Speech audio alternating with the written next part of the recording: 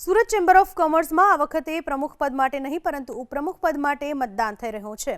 ઉપપ્રમુખ પદ માટે રવિરાજ દેસાઈ અને નીતિન ભરૂચા વચ્ચે સીધી ટક્કર।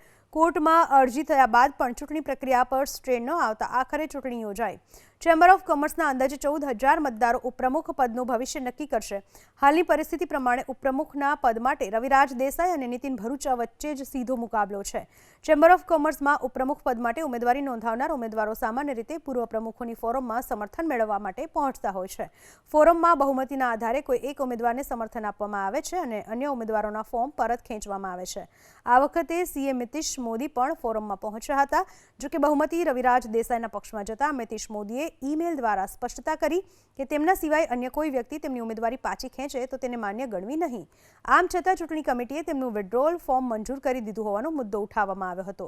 આ જ મુદ્દાને આધારે ચૂંટણી પ્રક્રિયા અટકાવવા માટે કોર્ટમાં પિટિશન દાખલ કરવામાં આવી હતી।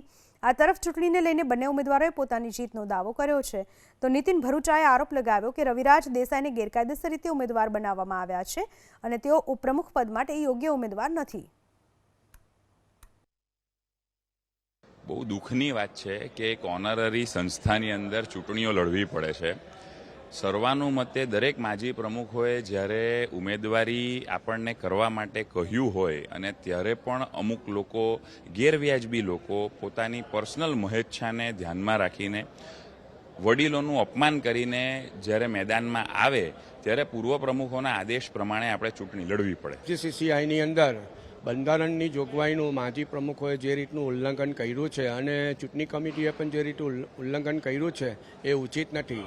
જે વ્યક્તિ ચૂંટણી લડવાને પાત્ર જ નથી એવી વ્યક્તિનું ફોર્મ મંજૂર કરવામાં આવ્યું છે એ ખરેખર ગેરકાયદેસર અને ગેરબંધારણીય છે। આજે south Gujarat chamber of commerce and industry સમગ્ર ગુજરાતની અંદર ખૂબ સારી કામગીરી કરી રહી છે। એમના વાઇસ પ્રેસિડેન્ટને ઇલેક્ટ માટે બે ઉમેદવારો અત્યારે ઉભા રહ્યા છે। એક છે રવિરાજ દેસાઈ અને એક છે નીતિનભાઈ ભરૂચા। બંને ઉમેદવારો સક્ષમ છે અને ઇન્ડસ્ટ્રીના વિકાસ માટે પોતે ચૂંટાઈને આવશે એવા વચનો પણ કર્યા છે।